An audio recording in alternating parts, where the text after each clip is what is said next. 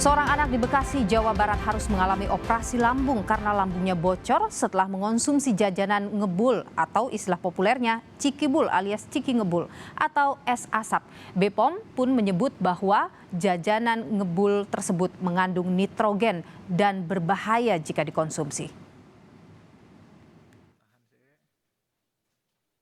Jajanan cikibul atau ciki ngebul atau dikenal juga dengan es asap belakangan menjadi sorotan karena memicu kasus keracunan hingga kebocoran lambung.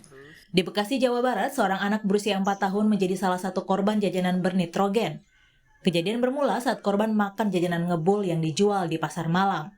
Setelah mengonsumsi jajanan bernitrogen itu, korban mengeluh sakit perut hingga akhirnya dibawa ke rumah sakit dan menjalani operasi akibat kebocoran lambung. Tempat kejadian itu kita jajan bareng-bareng. Jajannya salah satunya jajanan kami itu ciki ngebul itu yang bernitrogen. Jadi kita langsung bawa ke rumah sakit.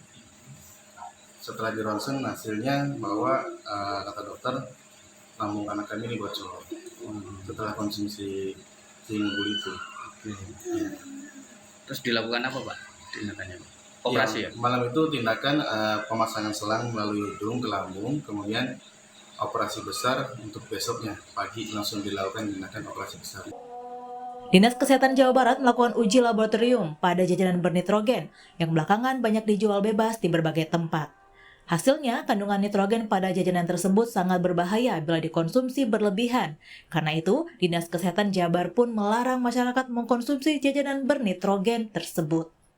Kita belajar dari kasus ini ya. Saya kira lebih baik untuk tidak mengkonsumsi dulu sampai terbukti mungkin suatu saat ternyata tidak bermasalah. Namun yang jelas dengan ada kasus ini kita bisa belajar begitu. Ternyata nitrogen juga cukup membahayakan, terutama untuk anak-anak dan juga bila dikonsumsi dengan kadar yang cukup banyak. Menurut Badan Pengawas Obat dan Makanan (BPOM), tekanan gas dan penggunaan nitrogen cair yang tidak tepat menjadi faktor penyebab keracunan hingga luka pada lambung. Tak hanya itu, uap asap nitrogen pun berbahaya jika terhirup dalam waktu lama. Mengandung gas yang sangat tinggi sekali, 700 kali tekanannya. Gitu, itu jadi sangat berbahaya. Ya, itu sudah jelas. Jadi orang tua harus mendampingi dan kemasannya itu harus segera dibuang. Ini sudah tahu sendiri kan. Jadi kalau kena kulit melepuh ya atau frostbite istilahnya ya, melepuh. Kemudian kalau dikonsumsi tertelan bisa rupture di lambung gitu, luka. Kementerian Kesehatan melarang tempat pengelolaan pangan selain restoran seperti gerai, warung hingga jajanan keliling menggunakan nitrogen cair pada jajanan yang dijual. Kemenkes menyebut pemakaian nitrogen cair pada makanan yang tidak sesuai standar bisa berbahaya dan memicu keracunan. Atau tempat pengelolaan pangan yang selain restoran ya, jadi seperti jajan keliling atau food street ya, seperti di pasar-pasar malam dan sebagainya, itu tidak menggunakan nitrogen cair pada produk pangan siap saji yang dijual ya.